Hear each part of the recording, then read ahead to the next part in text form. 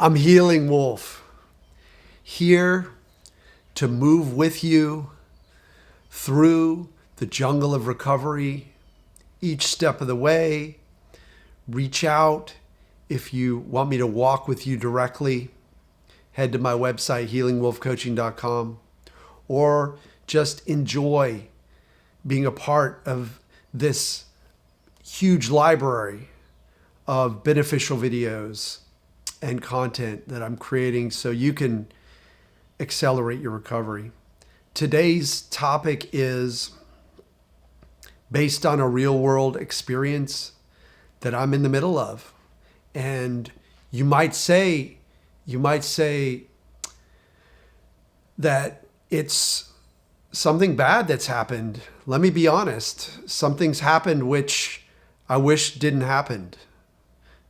It didn't happen. Something has happened which I would have preferred not to have happen. So you could say, oh no, something bad happened. And that's probably going to be the topic of my video. Oh no, something terrible happened. But that evaluation is not helpful.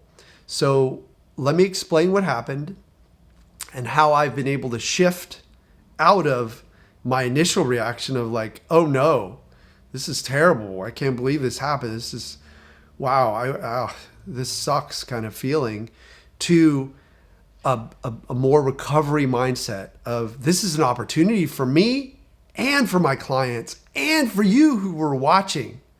So what happened? I'm going to tell you the story of what happened. Let me tell you this terrible story. I'm a very hands-on coach. I'm a very hands-on artist, very hands-on musician. You may know more about me from some of my other life pursuits, like being the artist of the millennium, creating and selling thousands of paintings over at thepaintedpoet.com, and also being a musician with the Winterlings, creating 5 albums of music, playing live shows for over a decade, playing on stages with famous musicians. All of that makes me very hands-on, and I love a challenge. So my challenge this time was, now I don't think you can guess it. Guess right now in the comments. What was my challenge? Just take a second. Pause the video, make a guess. How did I challenge myself? I continue to challenge myself all the time for my own growth, to practice my transformational skills, to maintain my mastery for my clients and for myself. And so what do you think my challenge was that I set for myself? And this is a very interesting one. Here it is. I challenged myself to change out the transmission pan underneath my van. I have this tall cargo van, which I used touring for music and also for my art, to haul big paintings, to deliver big paintings to my clients and do art shows and gallery stuff.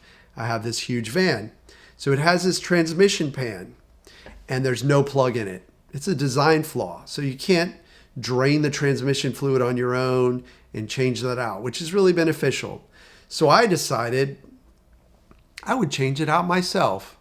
Never done anything like that. Never owned a torque wrench. Never owned a lot of the tools that I had to buy in order to do this job. But I thought it would be a learning experience. And wow, it was. So I got under there and I did all this stuff. And yes, YouTube helped me. Thank you, YouTube. And there's a channel which helps you do the Ram ProMaster type stuff. That's the type of van I have. So that channel was super helpful. I subscribed, just like I hope you're subscribing to this channel. And I gave him a thumbs up and rang the bell. And I'm happy to see any new content he creates. But he showed me how to do it, but I ran into some trouble. And the trouble was that I accidentally, not knowing how to use a torque wrench, my first time using torque wrench, I accidentally stripped the threads in the body of the van itself. I guess it's made of aluminum. So I had these bolts which were holding the pan on, holding 6 quarts or liters or whatever it was of transmission fluid, holding that up in there. Those were stripped. I became really stressed. Okay, I knew it was stress. I knew it was fear that I wouldn't be able to handle this situation and that I'd ruin some part of the van, which I didn't. But I was afraid, and I went online and I was very afraid. And here's what happened. In that fear state, I stepped up into the van, and maybe it was the fear generating the pain, but I heard a little pop and a twist and pain, and then some swelling, and then more fear. So it's like, oh, this is terrible. I really hurt my knee. What did I do? Am I going to need surgery? Catastrophizing, normal, came in, right? So I was really afraid. And I realized, I said, this is terrible. I got really afraid. I started Googling, Dr. Googling. What have I done? Am I going to need a surgery now? I started reading about this stuff. Have I torn my meniscus? Have I snapped my ACL? Why is it popping? Why is it hurting on the side? And my first thought was, this is terrible. But then I realized I needed to change that perception to this is an opportunity. And here's the opportunity. If this is a real structural injury, then I need to embrace that it's going to heal. Fully embrace that and use techniques that I have to embrace that it's going to heal. And if it's neuroplastic, if it's a fear-based sensation, then I need to work through that as well. So this is a great opportunity for me and for you to follow me on my journey with this. Okay. And you might drop comments saying that you've been through this, but a lot of folks, myself included, when you first have neuroplastic chronic pain, you go to the doctor, you get checked out. So tomorrow I'm going to the orthopedics office and I'm going to get checked out. They'll probably do a physical exam. They might run an MRI. Okay, so I'm in the process of gathering information, gathering evidence to support either the structural hypothesis that I actually injured some tissue. And for that, I'm going to need more than just what I'm experiencing now. Probably most convincing will be an MRI, which will show something. But then it gets more complicated because maybe whatever it shows structurally was there a year ago and I wasn't having pain there. And it was the fear from stripping those bolts, which, by the way, I fixed. I went and bought some more bolts and I used the deeper threads to get the new bolts deeper in so they actually grabbed, and I torqued them off, which means I got them to the right specific inch pounds, 105 inch pounds of pressure, and I didn't restrip them. So success there. So that also dropped the fear down because I no longer have to fear that I ruined this thing or that I was going to have to do a deeper surgical intervention of installing new threads or whatever. So that fear dropped away. Then as I learned more and more about the possibilities of what happened structurally with my knee, maybe it's a meniscus tear. A meniscus tear is most likely, if it is an issue, that's structural. But when I had spinal scans, MRIs, there was some tear, there was some annular tear, and that may or may not create pain. A sensitized nervous system and that may or may not create pain. So am I dealing with structural issue or am I dealing with neuroplastic pain, which I'm very familiar with? And that fear I acknowledged. I named it to tamed it. Yeah, I'm feeling fear. And I even did some somatic practice like I have on my website. Free, there's a free download, high quality recording. If you join my newsletter list, it's called The Rose Teaches the Thorns How to Pray. And so I did that. Closed my eyes. I put on a song that I loved that then I began the process, my somatic process of entering the temple or returning to the temple, going deep into my unconscious mind and communicating. And it really helped. And that'll be the topic of another video. How I've kind of decided that, at least for me, the recommendations of PRT, pain reprocessing therapy, don't fully apply. But that's a different topic. So stay tuned, subscribe to the channel, and I'll talk about that later.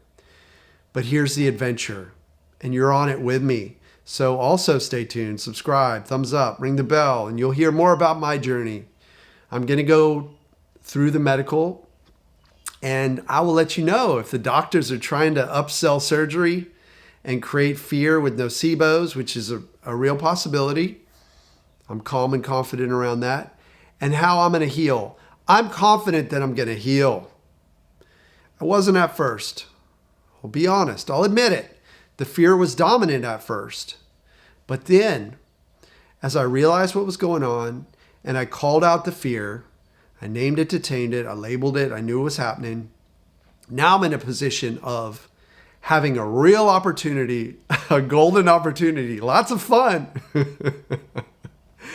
to laugh with the sensations and use all the techniques that I'm teaching you, and even deeper techniques that I do with clients to address this very real life situation. I read, learning about meniscal tears in the knee, that almost everybody has them at some point in their life. So why not? Why shouldn't I go through this, have a little fun, and help you and come up with a pathway for this?